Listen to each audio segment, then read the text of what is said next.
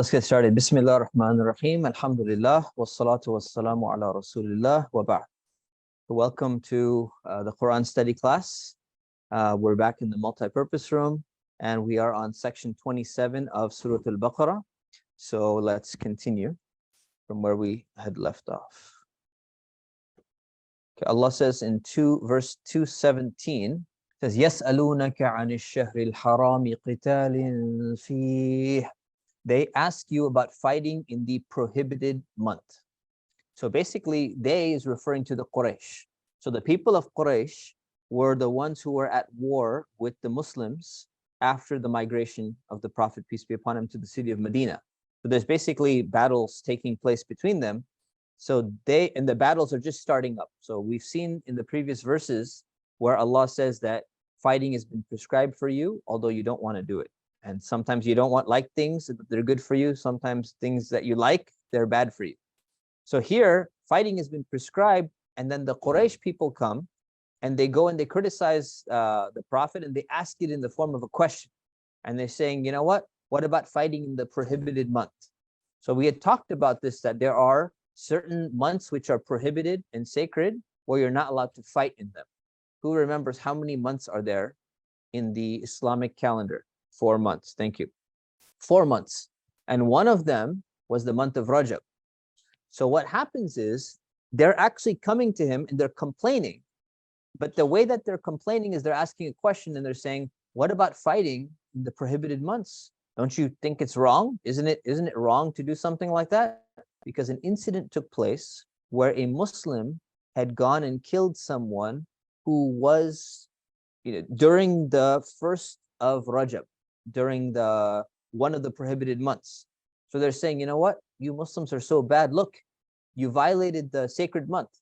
But the way in which they're asking it is in the form of a question. Like, don't you care about the sacred months? Does your religion of Islam, did it remove all of those 4 months? Like you could just fight whenever you want? So they're coming and they're asking. And Allah brings this question, back and puts it in the form of the answer is in the Quran. قُلْ قِتَالٌ فِيهِ كَبِيرٌ. Say, meaning telling the Prophet, respond to them and say, fighting in it is very serious, right? So yes, we uphold the 4 sacred months because it came from the time of Prophet Ibrahim. So the Prophet is being told, no, we're not changing the idea that 4 months should be in Arabia, should be the time for caravans to travel safely. There should be no fighting allowed. He's saying, you know what? Fighting in the month of Rajab or any of the other months is a very serious thing, no doubt. But the parentheses that I put here says intentionally. Because now if you look at the context of what happened, the Muslim who killed the other guy, because they're at war, right? And they're going out in the middle of nowhere and there's skirmishes taking place, small little skirmishes. When was he killed? On the first day of Rajab. And what happens is, if you know the Islamic lunar calendar, which most Muslims know because of moon sighting and all that stuff, you know that you have to check and see if the crescent is sighted to determine if it's going to be the next month or not. So the month before it, he wasn't sure if the moon had been sighted so that it's the new moon or not. So he assumed that it was the previous day of the previous month. It had not completed the entire month. So this man claims, only Allah knows what's in his heart, but he claimed that, hey, we were in a war, we were in a battle, and we continued the war thinking that it was the previous month. But you guys are saying that the first of Rajab came in. So if he accidentally thought that it was not the first of Rajab, then it was an accident. He simply didn't know. So the Prophet is being told, tell the people of Quraysh, yes, fighting in a sacred month is a very serious thing. Meaning, like, you know what? You're right. The guy made a mistake. He shouldn't have done that. Whether we accept this excuse or whether we don't accept this excuse, Muslims are not perfect. They're going to make a mistake. And if they make a mistake, we admit those mistakes. Are we trying to redefine the sacred months and say that they don't have any value? No. The Prophet's saying it is Allah is telling the Prophet to tell them, yes, it's a very serious thing. But وَصَدٌّ عَنْ سَبِيلِ اللَّهِ وَكُفْرٌ بِهِ وَالْمَسْجِدِ الْحَرَامِ وَإِخْرَاجُ أَهْلِهِ مِنْهُ أَكْبَرُ عِنْدَ اللَّهِ. But hindering from the path of Allah, rejecting Him, rejecting the sacred mosque, and expelling its residents from it is more serious in the sight of Allah. But why is this response coming? It's because the Quraysh are people who are coming and they're saying like, hey, look at you Muslims, you guys did something wrong. You need to feel sorry. You need to feel bad. You need to apologize. And what are the Quraysh doing? They're going and they're killing people. They've persecuted them. They're fighting against them. Like they're doing so many bad things. All right. It's like one of these major countries that goes and invades like this poor, desolate country, doesn't have any army or anything like that. And after dropping bombs on them, somebody goes and does something wrong. Maybe one person kills another person. You just bombed an entire village. You say, look, one of your guys, look what he did. He did something bad over there. You're like, okay, you're right. What they did is bad. But you just bombed an entire village. And you just did this, and you just did that, and you did that. How dare you get on your high horse and say that like we should apologize for this little tiny thing and we should pick on this when you guys have done so much more wrong. So basically, this is a beautiful way showing how Muslims should respond. And Allah is telling the Prophet how to respond, because we see this every day in our world today, right? When it comes to Palestine, same thing, right? Palestinians are being killed. They're being massacred. They're being persecuted. There's a giant wall going on. And then all of a sudden, one rocket comes and kills an Israeli. They're like, look what you did. How bad people you are. And you'd be like, okay, you can make the argument that shouldn't have happened. That was wrong. But your Apache helicopters going and bombing neighborhoods of people who only have rocks to throw, you're going to blame the guy who threw a rock and hit some soldier or something like that. Something's wrong with that mentality. So Allah is saying the exact same thing. Back to the Quraysh. So He's saying, yes, it's not right. If that happened, it's not right. But hindering others from the path of Allah. How did the Quraysh do that? They're stopping people from accepting Islam and from practicing Islam. So you're stopping people from accepting the true religion of Allah. That's much worse than what you're doing. Number two, they're rejecting Him. You're rejecting Allah, right? So accepting idol worship and not accepting that Allah is the creator, you're rejecting Allah as well. Number three, rejecting the sanctity of the sacred mosque. So the sacred mosque is Mecca, and where the Kaaba is, the place surrounding the Kaaba. So what did the Quraysh do at the Kaaba? They put idols for people to worship idols instead of worshiping Allah. That is much worse than whatever happened over here. And number four, and expelling its residents from it. So who are the residents of the people of Mecca? The Muslims lived in Mecca, and they got kicked out of Mecca for what reason? For being Muslim. So Allah is saying all those four things that you guys are doing is more serious than the accidental killing of one person that you guys are sitting here and nitpicking and complaining about. Yeah, it's serious, but what you've done is way worse than that. So you don't have the right to sit there and point fingers and demand an apology or something like that. It's more serious in the sight of Allah. So don't pretend to be so concerned about, we care about the sacred months. If you cared about that, then you wouldn't be doing all of these other bad things. So a beautiful way of showing that, yes, you can still admit something is wrong, right? Qitalun fihi kabir. Serious. Killing in the sacred month is serious. But what you're doing is way worse than that. So don't try to come and tell us that, like, we're bad, we're doing something, right? You don't have the moral high ground to do that. وَالْفِتْنَةُ أَكْبَرُ مِنَ الْقَتْلِ. Troublemaking is far worse than killing. And we've seen this verse before where it says أَشَدُّ مِنَ الْقَتْلِ. It's more severe. In this case, the word akbar is being used. So troublemaking in the severity of its effects across an entire region is much worse than killing in this case, which might have actually been accidental and not realizing it, but it's still during a state of war. Keep that in mind, okay? So Allah sets this principle. It says, you know what? There are things that are much worse, and you're comparing two things, and you're saying this is the worst thing, but you've actually done something much worse than that. وَلَا يَزَالُونَ يُقَاتِلُونَكُمْ حَتَّى يَرُدُّوكُمْ عَنْ دِينِكُمْ إِنِ اسْتَطَاعُوا. They will not stop fighting you until they turn you away from your faith, if they can. So this address is to the Muslims, not just to the Prophet, and saying basically people like the Quraysh, they're going to keep on fighting you because you're Muslim, and their goal, they're going to, no matter what you do, you can compromise, you could be nice, you can give them gifts, you can make, treaties with them and everything, but they have so much hatred against you for being Muslims and so much hatred against Islam, they will keep on fighting you until you leave Islam. That's the only thing that they will be satisfied with. In istata'u, if they can, right? And that if they can is a hypothetical. True Muslims would never leave their religion, no matter how much they're going to fight against them. And what you find is that in the history of Islam, even during this time, you don't find people leaving Islam. No matter how much persecution they're going through, you don't find them leaving Islam. So this is a hypothetical, if they can, that's what they hope, but they're not going to be able to do that. All right. But what this does, it gives a reality check to the Muslims. The reality check is, and some people need this, is that, you're trying to think that you're not going to go through difficulties. You're trying to think that these people are going to somehow stop fighting you. You think that being nice to them or compromising with them, they're all of a sudden everything's going to go away. If someone hates Islam so much that their problem is Islam, they will never stop persecuting you and causing problems for you until you leave Islam, because the problem for them is Islam. So it's telling the Muslims, understand that.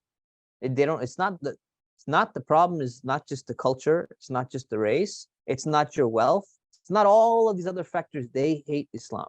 So you need to understand that's who you're dealing with. So you know that, you should be firm in what you're doing. Okay,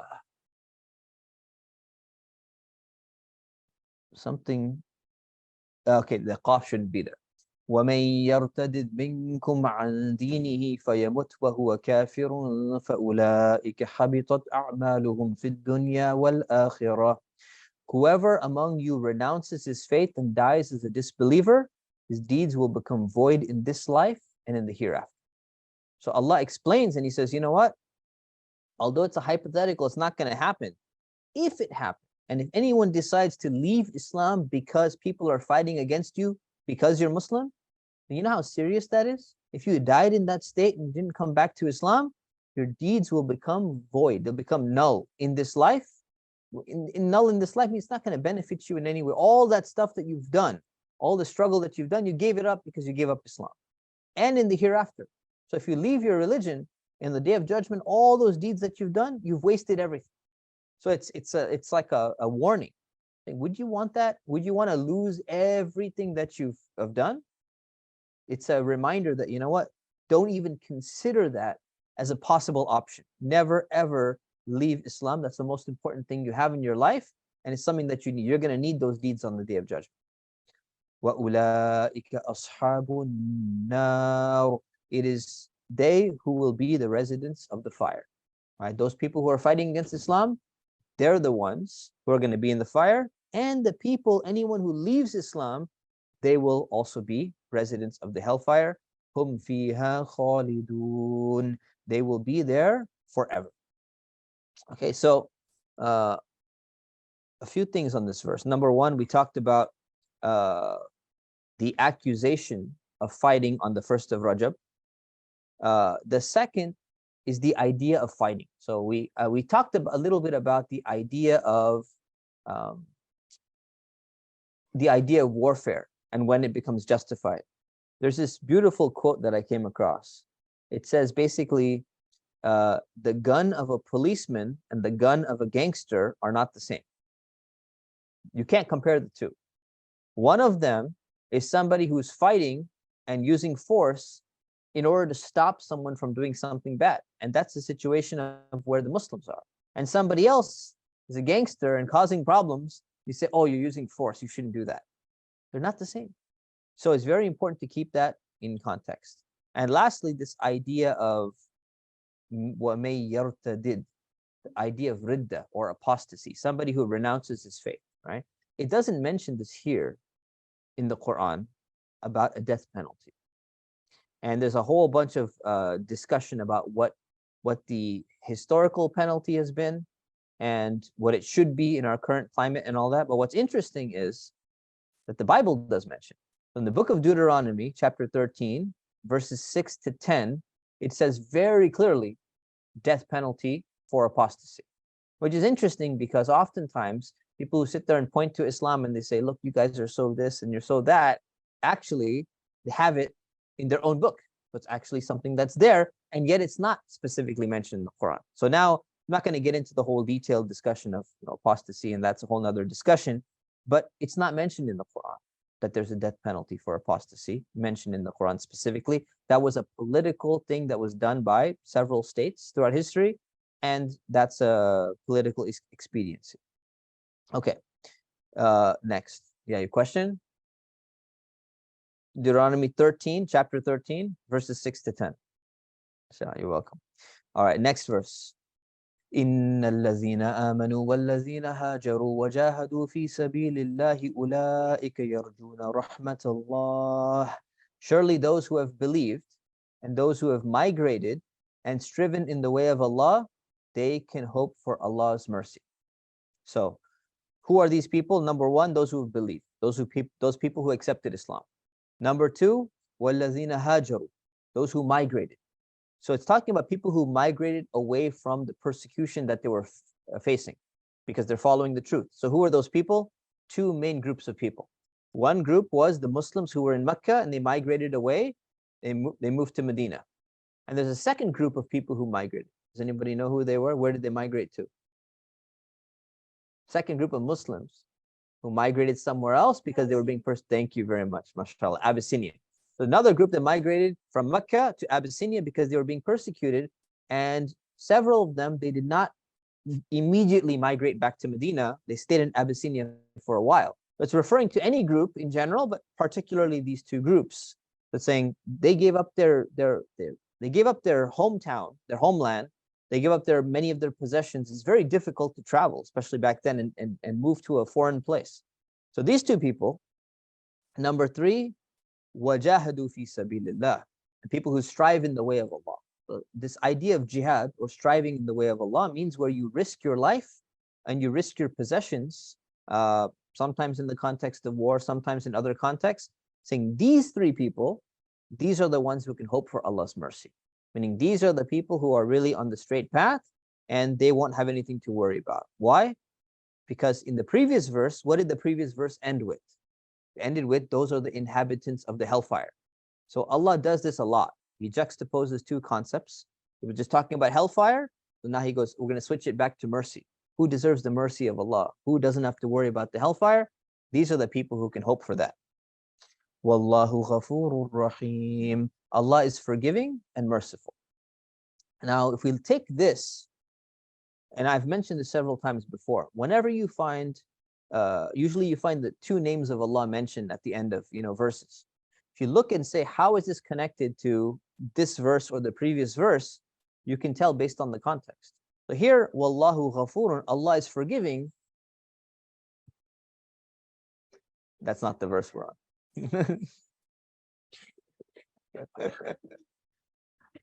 There we go. Okay. So Allah is forgiving, especially of mistakes. What was the mistake that was done in the previous verse? Somebody make a mistake? Huh? Yeah, the killing during war. It's not so much the murder. It was during war. It happened on the first of the month, not realizing or recognizing that it was the actual start of the sacred month. And Allah is merciful. Allah is Rahim, especially to those people who sacrifice. Who are the ones who sacrifice? Which part of the verse are we talking about? This verse, previous verse? The first verse. Which one? Of this one? Yeah, exactly. These people migrating, risking their lives and their possessions. These people sacrifice. Allah is merciful to those people who are putting all that effort in, because this is like special mercy that Allah is going to show to people, right? Very good. The next verse. يَسْأَلُونَكَ عَنِ الْخَمْرِ وَالْمَيْسِرِ. They ask you about intoxicants and gambling. So you here means the Prophet. So they ask you, O Prophet, about intoxicants and about gambling. So now the question is, who's asking this, right? The previous question, some questions were from Muslims. The previous question was from the Quraysh, who are trying to basically say, look, we're better than you. You people are so bad and all that. Now, who's asking about this? These are the Muslims who are asking. The Quraysh are not going to come and say, well, what do you guys say about alcohol? Right? They don't care because they're worshiping idols, right? They're not interested in knowing. So these are the Muslims who are coming and asking, and they're saying, some Muslims coming from different localities and regions, and they're saying, what does Islam say about alcohol, about intoxicants, and about gambling? So if you look at this idea, these two concepts are known in the oldest civilizations in the world. So when you do archaeological studies of like Babylonian civilization, Egyptian civilization, Greeks and the Romans, and prior to that, you will find alcohol and you will find gambling remnants in almost every single one of those societies, every single one of those civilizations. In fact, you find old dice that are marked that people used to use for different games of chance and for gambling. And you find different pots that were, people were making alcohol with and all of that stuff. These are two of the most prominent vices that have afflicted every civilization throughout history. So they're asking you about it, and they're saying, well, it's prevalent in Arabia. Is there some restrictions or something like that? Is something supposed to be happening? And remember, this part of Surah Al-Baqarah is being revealed in the Medinan period, but most of it came in the early Medinan period. So the response is, قُلْ فِيهِمَا إِثْمٌ كَبِيرٌ وَمَنَافِعُ لِلنَّاسِ وَإِثْمُهُمَا أَكْبَرُ مِنْ نَفْعِهِمَا. Say there is great evil in both of them, as well as some benefit for people, but the evil outweighs the benefit. Now, the word that's used is sin, but in this context, it means evil. And it's sinful and it's evil, and the evil causes you to do other sins like alcohol and things like that. Cheat people, it's another type of sin. So the response is, there is a lot of bad in both of these things.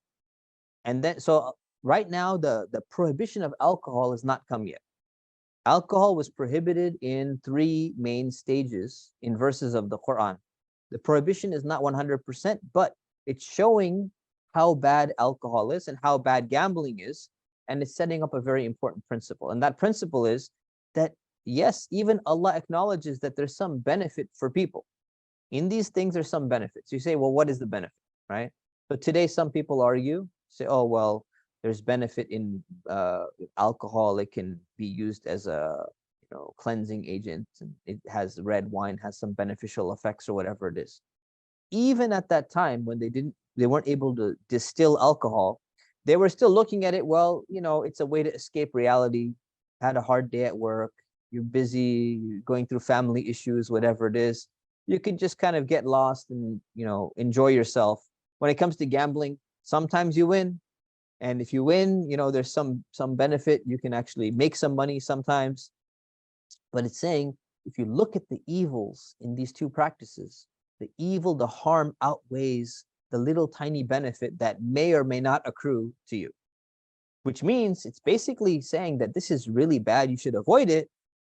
But at this point in time, it's not 100% prohibited yet. And then it becomes prohibited in a verse because people were so addicted to it. They needed a gradual introduction of a law. It's like it takes time for people to get over it, like the prohibition in America, right? They tried to prohibit things and everyone just went underground. They're drinking, rubbing alcohol and all sorts of weird things and dying and stuff like that. So Allah had wisdom, and he realized that people who are addicted to it, they need some kind of gradual treatment of this to eliminate this from society. So Allah mentions this, and then he says, وَيَسْأَلُونَكَ مَاذَا يُنْفِقُونَ. Actually, let's finish this first. If you look at the idea of the prohibition of alcohol in Islam and the prohibition of gambling in Islam, two things that no other civilization in the history of the world has been able to actually enact. And this is one of the prides of Islamic civilization. Everywhere it goes, every other colonial power, any other colonizing force goes and takes over another country. What do? They introduce their form of alcohol. They introduce different forms of gambling. And if it wasn't very prevalent, it becomes more prevalent. It becomes part of the economy. When Islam came to different regions and it fell under the Islamic Empire or Muslim Empire, you find the eradication and removal of alcohol and of gambling. Now, there's a little bit here, a little bit there, and a little bit underground here and there, but there's not a single major civilization you can ever find that was able to eliminate gambling and alcohol, even close to what the Muslims have done.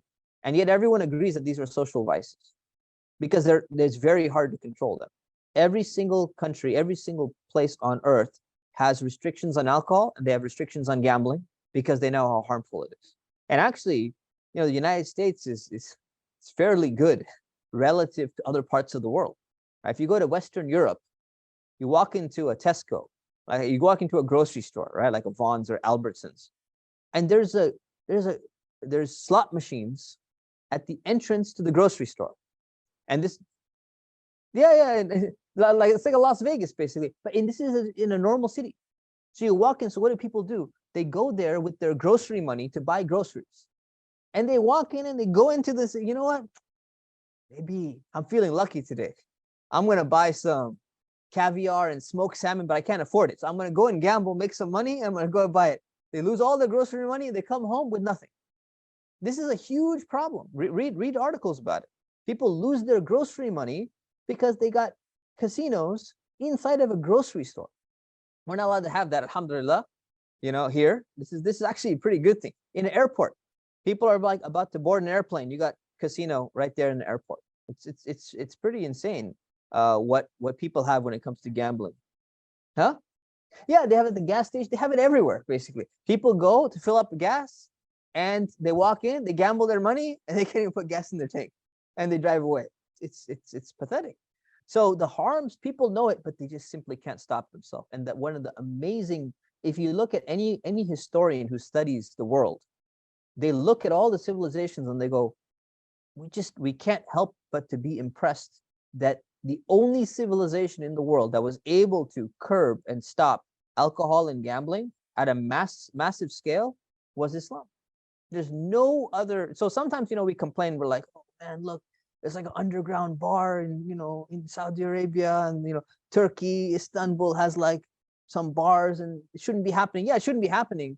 But relative to the entire world, just look at the stats, it's still impressive. It's impressive what Islam has done to the world's population for the last 1400 years because of these verses. And then it says, وَيَسْأَلُونَكَ مَاذَا يُنْفِقُونَ قُلِ الْعَفْوَ. They ask you, O Prophet, what they should donate. And we've already seen a verse like this. They asked the exact same question, right? And now he's giving a little bit different answer. He's saying, قُلِ الْعَفْوَ, whatever remains, meaning whatever you can spare, basically. So you take care of your needs, save up, a little bit for your future expenses and all that stuff.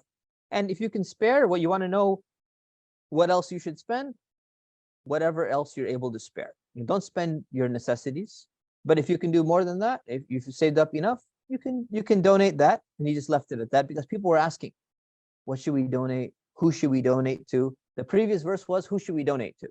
And it listed all those categories that we saw. I think it was last session. This session, they're asking like, well, how much should we donate? And he gives simple answer, one word answer, al-afu. What remains? The remainder. The remainder after what?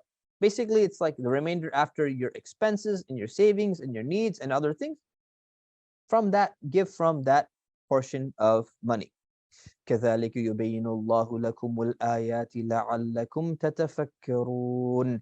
This is how Allah makes His revelations clear to you, so perhaps you may reflect, perhaps you may think and ponder. So Allah is basically saying the revelation is very clear. We've made the wording clear for you to understand so that you can apply it. And you can't say it's so complicated, so convoluted, I can't understand what it's saying. It's pretty clear. It gives you the principles and you know what to do. Now here at the end of this verse, it's interesting because you see 3 dots here at the end of a verse. You almost never see this. I put these 3, I added these, obviously there's no dots in the Quran, but I added the 3 dots because the end of this verse connects directly with the following verse. So on the one hand, it says, so that you may reflect. We'll reflect on what? Well, reflect on what has just been said right now. So reflect on the idea of how much should you donate. Reflect on the idea of what alcohol and gambling will do and how it's harmful. That's reflecting on one thing. And then the next verse continues and it says, Fid dunya wal akhirah, on this world and the hereafter. So the reflection is not only on what was previous, but the reflection carries over into here and saying, reflect on the world and reflect on the next life. If you reflect on this world, you realize that, you know what, this world is temporary. And this world, you're not going to get 100% satisfaction in this world. And reflect on the next life, which is going to be your destination. And you realize, hey, I should be focusing on that as well. It's talking about the importance of reflecting on both of those things. وَيَسْأَلُونَكَ عَنِ الْيَتَامَى, and they ask you about orphans. So now more questions keep coming, right? So mostly from the Muslims. One question came from the disbelievers, from the idolaters. So they, Muslims, ask you about orphans. So now you need to know a little bit of context here. What was the question about orphans, right? You're supposed to take care of orphans. There are so many verses that say take care of the needy and the weak and the poor and the orphans. Now, the question that they're asking here is, if you have an orphan, somebody who has lost their father and their mother, or even just, their father, who was generally the source of financial support at the time, and somebody else is taking care of the orphan, and that orphan child has inherited money, and they own that money, but they can't spend that money. Because if you're a kid, right, you're not allowed to spend that money. So if somebody has, say one of these kids over here has $1 million. Does any one of you have $1 million? Probably not them. Who has the most? How much money do any one of you four have? You don't want to share, that's fine. You have 10, anyone have $10 at least? I have $20. $10? You have $20? Okay, you have $10, right? So imagine you had such a large amount of money. You had like $1 million, okay? Somehow sitting there, say, well, wait a minute. We don't want to give the kids the ability to spend $1 million, because somebody could come and be like, this is the best chocolate bar in the world. I'm going to give it to you for only $10,000. You have $1 million. You'd be like, wow. I know my son, Yusuf, man, he would 10,000. If it's a good chocolate bar, he would do it if he had $1 million, but he doesn't. Right? So in order to not take advantage of kids, what if they have a lot of money that their parents had left behind, but they're orphaned now, their parents have passed away, they have this money. Are you allowed, if you're taking care of an orphan child, are you allowed to utilize some of that money in any way to spend on them? Or do you have to spend all of your own money, even though the kid is a millionaire? And you're like, but I'm trying to be nice and take care, but can I use some of that money on the kid because he's got $1 million? What's the problem though? Some people will not be honest, and they'll be like, I need to buy you that candy bar for $10,000 and I happen to be selling it. You're hungry? Here you go, right? So it's a problem. So you have people throughout history misusing the property that belongs to orphans, because it's been left in them, it belongs to them, but they can't utilize it and they don't have the ability to make those decisions. So now they're coming and asking the Prophet, saying, you know what about the wealth of orphans?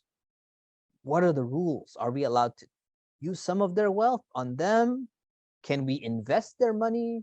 Can we invest their money along with the investments that happen to be from our business and make them partners or something like that? What are the limits of this? This is a very important question, right? Very, very important question. So the response is, قُلْ إِصْلَاحُ لَهُمْ خَيْرٌ. Say improving their condition is best. Basically by using their wealth on them to make things good for them, that's the best thing. So you're allowed to use their wealth on them to, make their life comfortable and, whatever they need some nice clothes or new Eid clothes or whatever it is. You're allowed to use the wealth that they have. So that's best. But then, وَإِن تُخَالِطُوهُمْ فَإِخْوَانُكُمْ. If you partner with them, then they are your brothers, right? Or your sisters, which means that they deserve fairness and they deserve affection. So what does that mean if you partner with them?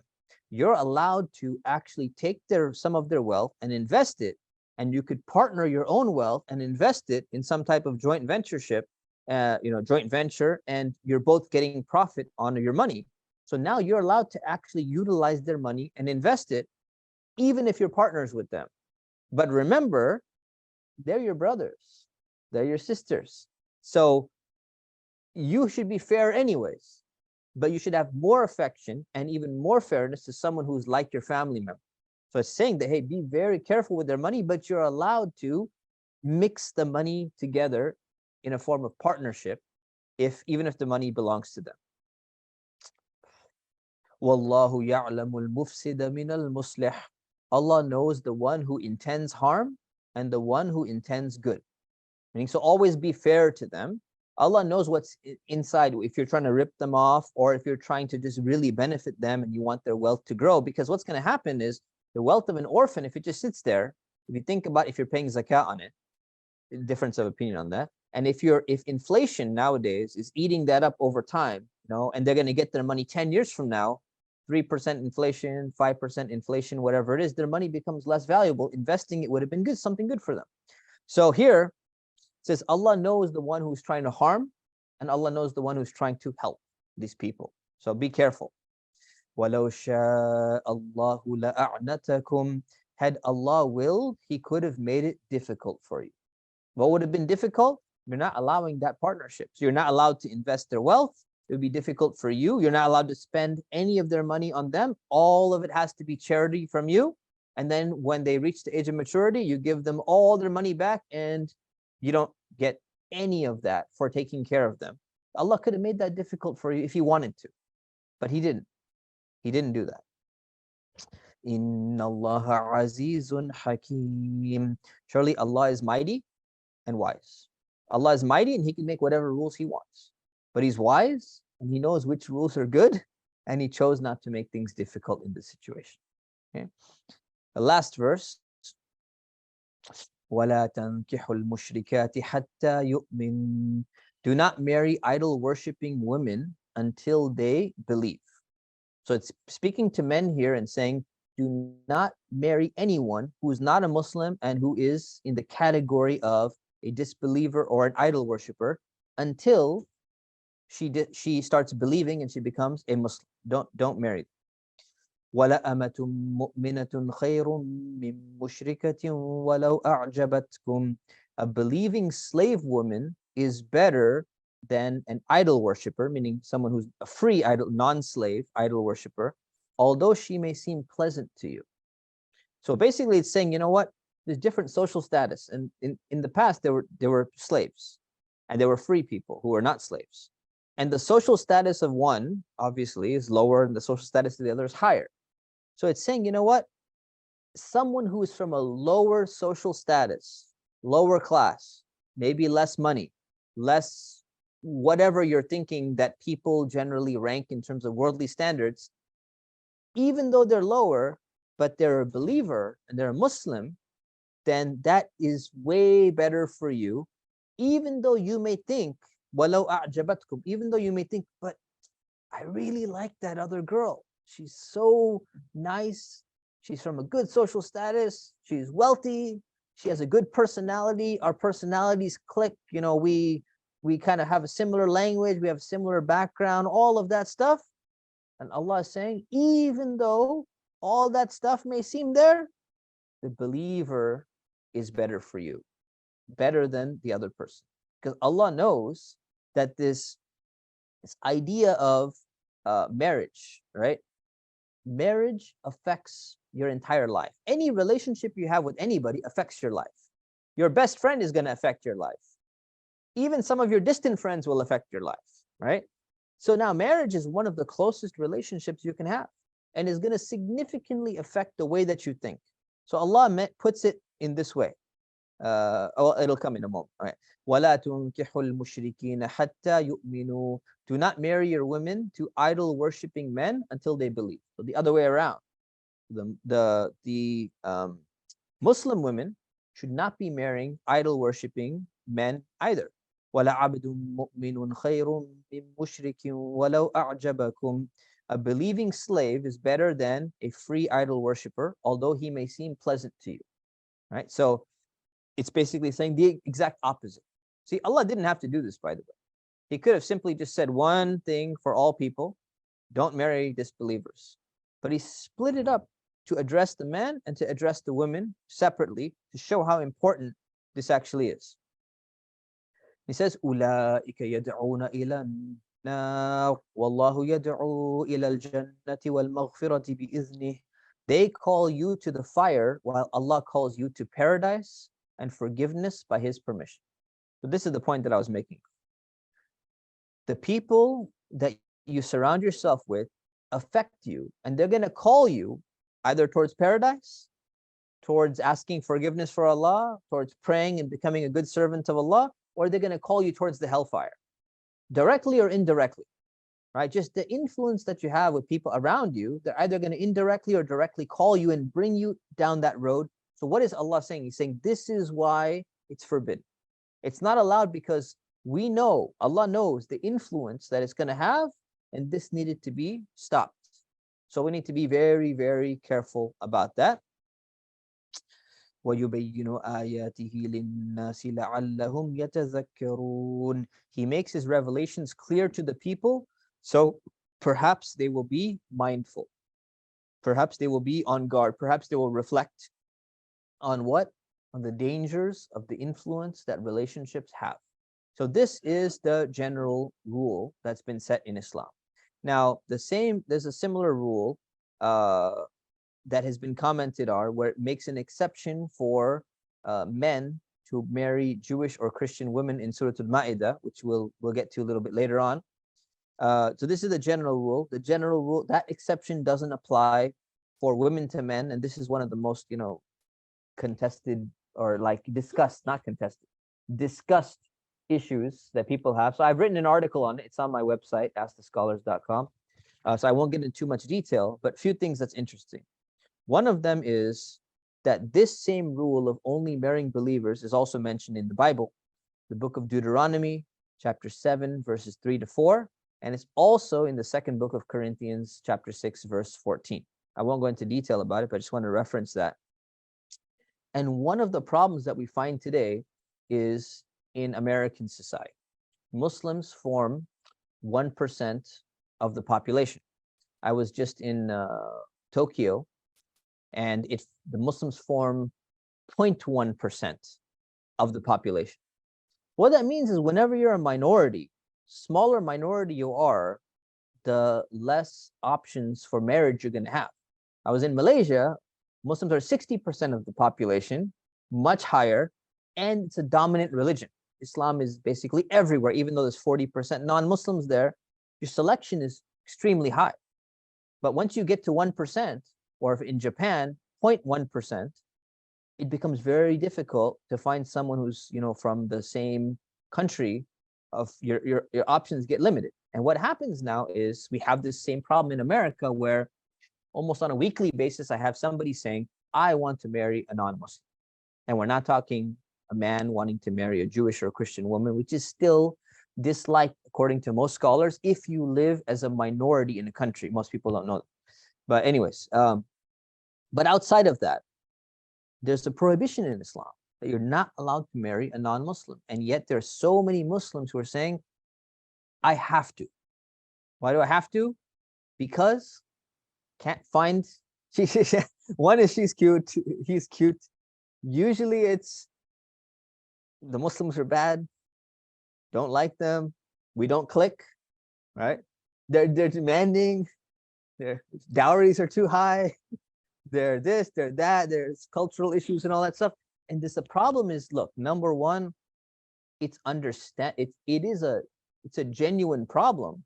The more your population goes down, the more your selection goes down. And the more your selection goes down, it's going to be very hard to find someone who fits, even a medium level criteria. So this is a legitimate problem. What's the solution? The solution is not to break the rules that Allah has set. There's probably many things that need to be done to solve this problem, and it's a huge problem, right? and it's my project number 437, sitting there somewhere, right? I'm not going to be able to solve this, on my own. But what we have to remember is that there are things that we should be doing, but we should always stay within the confines of what Allah has told us to do. There's a difference between admitting something is hard and challenging and a problem, and saying something is so hard and impossible that we must override what Allah told us to do because it's just impossible. And that's where people need to really have some wisdom and some restraint when it comes to this issue. So I just want to say that, and I'll leave it at that. Open up the questions, inshallah. They can move to Malaysia or import a Malaysian or somebody else, got to go through the visa process and all that. The funny thing is, in Malaysia, the second language is English. So it's like, decent option. Yes. You make the decision because technically consent cannot be taken from a minor. So consent is not required. It'd be nice to say, hey, by the way, you can kind of consult with them maybe, but no, consent is not a requirement.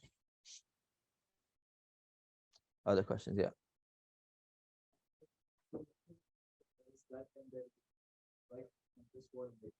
Yeah.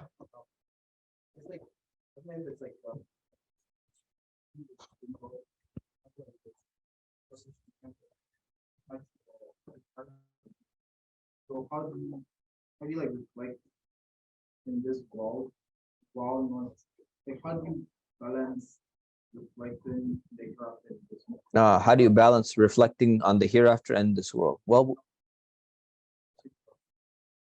attaching your heart to the world. Yeah. So that's a deep question. Yeah.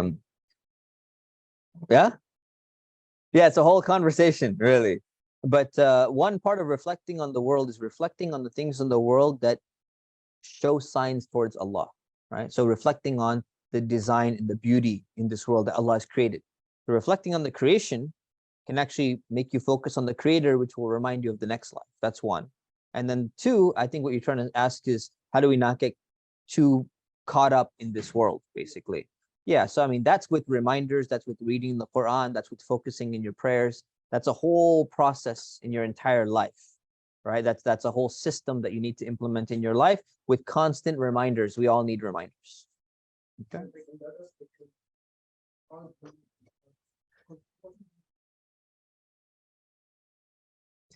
So focusing too much on the hereafter, meaning if you're not fulfilling your basic needs and necessities of life, you're not taking care of yourself, you're not taking care of your family and all that, that's when it becomes extreme. Very few people do that, but that would be the extreme part. Okay. I think on that note, I think Buddhism, they take it kind of that extreme. They take, yes. Now, any of the worldly life does. Yeah, so other religions who encourage monasticism and just leaving life completely and living in a cave, there are many religions that do that as the ideal, and those are the extremes that we should avoid. Yeah.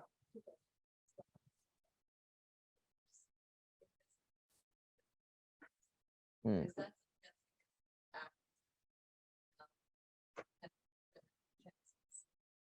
So,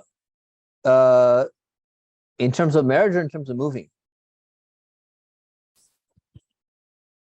Okay, so if you're not able to, yeah, it doesn't come in the category of migration, but seeking a righteous spouse wherever they are in the world. If you had to sacrifice, let's say, wealth, or you had to sacrifice a little bit of language or a little bit of culture or a little bit of this, making a sacrifice to find a more righteous spouse definitely is going to bring you more reward, and it's going to bring you benefits in the world, in the life as well, for sure. Yeah. Yeah.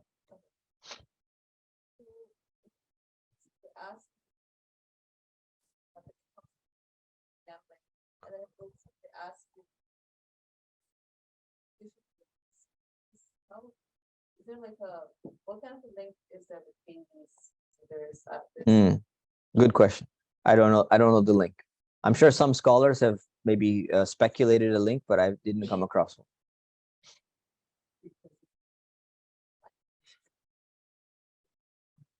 Yeah.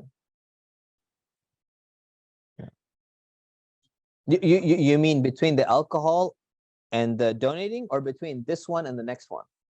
I'm next one. Yeah, between these two, yeah, I'm not sure. Not sure. So there's a scholar by the name of Maulana Hamiduddin Farahi. He has the most comprehensive book on showing the links between all the verses and the surahs of the Quran. Unfortunately, I've not had access to his books, but I've read about him. So he's probably the best person to consult on. I think it's only in Arabic. Of course, I hope someone translates that. Not only that, it's even hard for me to access it because it's not very widespread. So it's still being published. Sheikh Akram Nadwi is trying to get more of these books published, actually, of his. But he's definitely somebody to like look into. Yeah. Also, Imam Razi also mentions that, but that's also not translated. So both of these books really need to be translated someday. So yeah, it's also not translated. Yeah. So more broader question.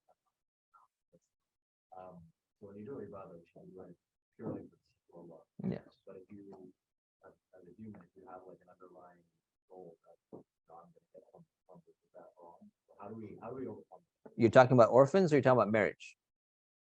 Just in general. Oh, okay. So if you're, this is just part of humans, right? If we're trying to do something good, but we're also looking and say, well, is there some good in it for me? Is there going to be some benefit for me? If it's like a good deed, or if it's an act of worship, it should only be as an act of worship, right? You shouldn't be like, you know what? I want to pray 2 rak'ahs to Allah. I'm going to do 2 extra prayers tonight, but I have a headache too. So I want to benefit from the sajda position because it alleviates my headache, right? That should not be your intention, right? You can do your, upside down headache thing outside of prayer, right? So by the blessing of that prayer, that Allah will cure the headache. Oh, okay, yeah. By after you make the prayer, you're gonna ask Allah to cure your headache. Yeah, that's fine. So as long as if it's an act of worship, primarily your intention should be for Allah. If it's an act of like charity or general charity or something like that, and you're just trying to do something good, but you're like, I'm doing something good, but then there's also a little bit of benefit in it for me, that doesn't spoil your intention, right? So as long as your primary intention is to be doing something good, you get the reward for that. If your primary intention is to help yourself, and then your secondary intention is to do a little bit of good, what's going to happen is it's not wrong of you, but you're not going to get the reward because your primary intention was not to do that good thing. Okay. All right. So take the last question, inshallah.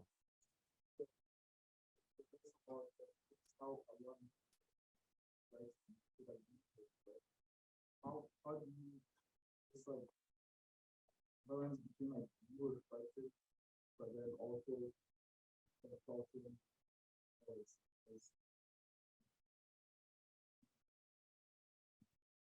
Okay. So whenever Allah says about you reflecting, and when it does not negate consultation with people of wisdom. So you should always consult with people of wisdom while doing your own reflection as well at the same time. So sometimes some things you can reflect on your own. You don't need anybody else's consultation. You can still see certain signs around, things like that.